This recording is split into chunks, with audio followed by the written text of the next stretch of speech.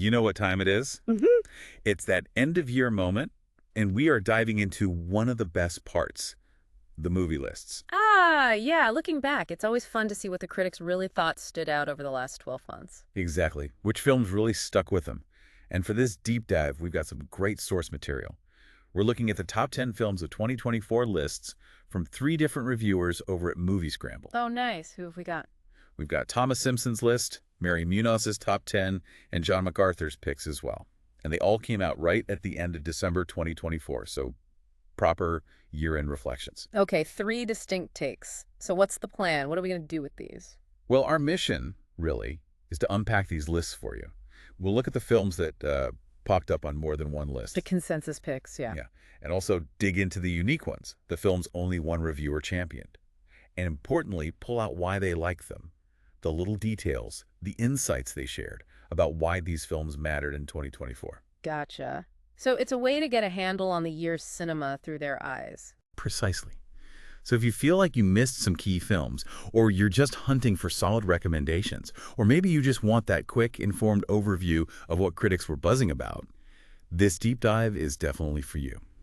Kind of like a shortcut to the year's cinematic highlights, according to these 3 anyway. Got it, your shortcut. Okay, let's unpack this then. Where should we start? Well, maybe with some context, John McArthur actually provides some useful background in his piece. He notes that 2024, well, it didn't always feel like a massive year for cinema releases. Interesting. Why is that? He puts it down partly to, the ongoing pandemic effects, but maybe more significantly, the writers and actors' strikes from the year before. That pushed a lot of the big films back. Ah, right, the strikes. Yeah, that makes sense. So less competition, maybe. Kind of. He suggests it might have created a bit more space, an opportunity for maybe smaller films or just different kinds of films to get more attention than they otherwise would have. Okay.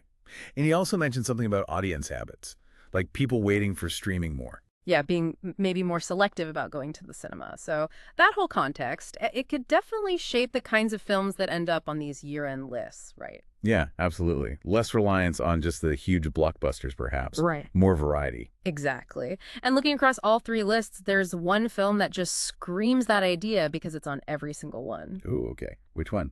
Corley Fargate's The Substance, the body horror film. Wow. Okay. The Substance. Yeah, that one definitely made waves. So Thomas has it at number 7. Mary puts it right at number 1. And John also has it as his number 1. Yeah, that's a pretty strong agreement, isn't it? Seriously. So Yeah. what was it about that film? Well, they all hit slightly different notes, but the core appeal seems really potent. Thomas mentions it being gloriously gory, but also having feminist commentary. And he shouts out Demi Moore's performance. Okay. And Mary as her number 1. She called it operatic and hyperbolic, saying it takes our obsession with youth to just, extreme levels. And she also Moore calls it a career best performance. And John, also number 1 for him. He flat out says, the best film I have seen this year. He talks about its boldness, Moore's brave performance. He even describes a specific scene as horrific and spellbinding. Graphic stuff. Wow. So it sounds like it wasn't just the shock value or the gore. No, I think that's right. What's fascinating is how they all kind of circled around similar things. It was brave, it tackled big themes like beauty standards, bodily autonomy, but in this really extreme, fearless way. And that central performance from Demi Moore clearly anchored it for all of them. Yeah, it hit a nerve, sounds like. Genre thrills, but with something significant to say. Exactly. A major film for them, not just a major horror film. Makes sense. Okay, so that was the big one. What other films saw some overlap? Any on 2 lists? Yep, several. Abigail showed up twice. The vampire ballerina horror comedy. Oh, yeah. I remember the buzz about the trailer maybe giving too much away. Thomas actually mentions that, puts it at number 2. He says, despite the trailer, it was one of the most fun films of the year. Praised the cast, especially Alicia Weir as Abigail. And who else had it? John. He had it lower at number 8, but called it a genuine surprise. Said it totally beat his expectations. Like the premise execution, the kidnapping gone wrong, and mentioned a beautifully crafted build-up before... Well, before the gore explosion. Yeah. He guarantees you will not see a film with more blood this year. So for both of them, it seems like the surprise factor and just sheer entertainment value won them over. Unexpected fun and lots of blood. Got it. Okay, what else? How about Heretic? That was on 2 as well, wasn't it? It was. Thomas had it at number 9. John ranked it much higher at number 2. And the big talking point there was Hugh Grant. Oh, absolutely. Both reviewers were totally captivated. Thomas talks about Grant dialing up the creepiness as this antagonistic atheist guy, calls it a masterclass in tension. Right. He pushed back against the comeback idea, though. Yeah, he made a point of saying Grant's been doing strong work recently anyway. But John, he dedicates a huge chunk of his review to Grant, calls the performance superb, essential. How did he describe it? Paints this picture of Grant being creepy but also somehow benign, with over large glasses, just oozing intelligence and evil. He loved the movie itself, too, called it highest quality, despite a likely limited budget. So for Heretic, the consensus seems to be super tense, really well made, but elevated mainly by that Hugh Grant performance. Pretty much. A chilling, standout role that really impressed them. Okay. One more that hit two lists, right? Late Night with the Devil. Yep. Thomas at number 3, John at number 5. The found footage one set during a live TV show. Found footage can be tricky. What did they like here? Well, Thomas thought it was refreshing to see a strong one in that subgenre, which often gets, a bad rap. He highlighted David Dastmalchian's performance and the cool backstory the directors created. And John, was he a fan of found footage going in? Actually, no. He admits he went in expecting not to like it, thought the whole concept was tired. But it won him over. Completely. Call it something special. He loved the unique structure, how it blended the live broadcast feel with the behind-the-scenes stuff during ad breaks. Said it built tension really subtly, but, relentlessly. Huh. So it sounds like they both felt it used the found footage style cleverly, not just as a gimmick. Exactly. Innovating within the format to actually boost the tension and the story. Pretty cool when that happens. Definitely. Okay, so those were the films with some crossover. But, the really interesting stuff often comes from the picks that only showed up on one list. Gives you a real sense of individual taste. For sure. Those unique picks often highlight something specific that resonated with just one critic. Should we look at Thomas Simpson's unique ones first? Yeah, let's do Thomas. What did he champion on his own? Well, he had a couple of interesting dramatic picks. At number 10, A Different Man. Ah, the one with Sebastian Stan and Adam Pearson, black comedy. That's the one. Thomas saw it as this scathing yet comical critique of beauty standards. He really praised Adam Pearson, saying he had genuine warmth and great chemistry with Stan, made a point about Hollywood not needing conventional looks for compelling acting. Interesting point. What else was unique to Thomas? The Iron Claw at number 8, the Von Erich wrestling family tragedy. Oh, right. That sounded intense. Thomas called it grim, definitely, but highlighted powerful yet understated performances, especially from Zac Efron and Holt McCallany. He noted it wasn't maybe a big awards film, but it clearly left a strong impact on him. And his number 1. That was unique to him too, right? It was Alex Garland's Civil War. Controversial one. What was his take? He called it an unflinching glimpse into an all-too-possible future, focused on how it showed the perspective of war journalists and civilians not taking political sides. So objective. Yeah, he felt it was cold, objective, argued the real casualty was patriotism, said it was designed to make you uncomfortable, a masterfully dystopian nightmare, plus a career best from Kirsten Dunst, in his view. Okay, so Thomas's unique picks kind of lean towards thought-provoking drama, intense stories, social commentary, real-life tragedy, dystopia, heavy stuff, but impactful. Definitely. Now, Mary Munoz's list. Her unique picks are wonderfully diverse, a real mix. Oh, yeah. Like what? Okay, so at number 10, she has Four Little Adults. It's a Finnish comedy about polyamory. Wow. Okay. That sounds different. Mary found it achingly polite and convincingly emotional. Said the leads were frustrating but also empathetic, like a gentle character study. Intriguing. What else? At number 9, The Teacher. This one's set in the West Bank. Right.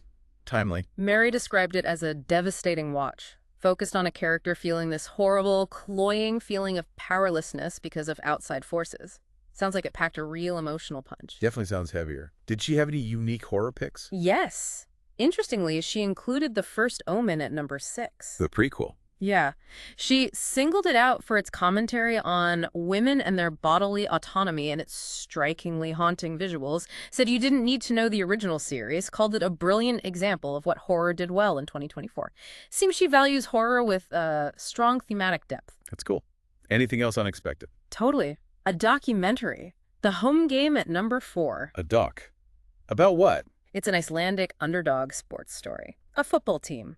Mary just found it uplifting, inspiring, and unexpectedly emotional. Capturing that team spirit thing, Definitely a unique choice for a top 10 film list. Yeah, you don't see dogs on these lists too often. What was her most unusual pick, you think? Oh, probably the Vordelak at number Okay, 3. Vordelak. What on earth is that? Get this. It's described as an unusual vampire story shot on 16mm film with a puppet as the central vampire figure. A puppet vampire. Seriously. Seriously, Mary called it beautifully absurd and dreamlike, a creepy slow burn that keeps you entirely on edge, even with the puppet. Now that is pushing genre boundaries. Wow. Okay, Mary's list is wild. And what was her number 2? Also unique. Yep. The Holdovers. The Paul Giamatti one. That came out quite early in the year, didn't it? It did. Mary predicts it'll become a Christmas classic. She loved the endearing Giamatti and praised Dominic Sessa and Divine Joy Randolph just as much. Called it the kind of film that's willing to break your heart and piece it back together again. Ah, sounds lovely. So Mary's unique picks are all over the map. Finnish comedy, West Bank drama, prequel horror, Icelandic doc, puppet vampire, heartfelt Christmas movie. Exactly. It really shows a critic looking for, diverse experiences and maybe deeper themes regardless of the genre. Really fascinating range. Definitely. Okay, last but not least, John McArthur. What unique flavors did his list bring? John's list had its own distinct feel, too, a mix of maybe bigger scale stuff and more intimate drama. At number 10, he had Pedro Almodovar's first big English language film, The Room Next Door. Oh, right, with Tilda Swinton and Julianne Moore. How is Almodovar in English, according to John? John admitted he was initially curious, maybe a bit skeptical, but he found it a beautiful study of female friendship, aging, illness, even assisted suicide. He noted it's mostly driven by conversations between Swinton and Moore. A real close-up kind of film. Sounds intense. What else? Number 9 was Love Lies Bleeding. The Kristen Stewart neo-noir thriller. That's the one. John called it a terrific thriller, set in that kind of rundown gym world, bodybuilding, corruption, family drama. Gritty stuff. Yeah, he described it as seedy, sexy, intriguing, always hinting at violence.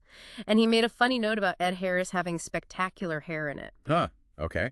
What was next? At number 7, he highlighted Conclave, the drama about electing a new pope. Mid-budget drama doing well. It's good to see. John definitely thought so. Saw it as a really welcome sign for that kind of cinema. Called it a superb piece of cinema that creates intrigue, mostly just through conversations between, old men in rooms. Dialogue-driven. Totally. And he specifically shouted out Ralph Fiennes, saying it was one of the best performances of his career.